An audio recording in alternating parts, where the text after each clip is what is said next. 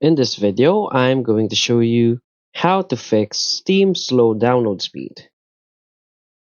So please watch the video until the end and follow this tutorial step by step to avoid making mistakes.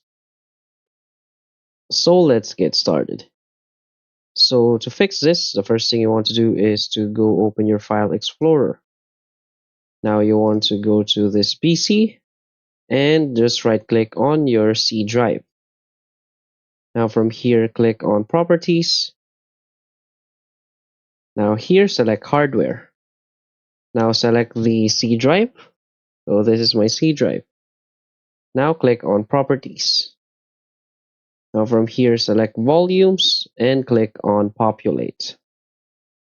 Now a window that looks like this will pop up. Now click on Policies. Now what you want to do is to uncheck all of this options. So let's uncheck this and simply click on OK. After unchecking this, what you want to do is to restart your computer, and that will boost your download speed easily.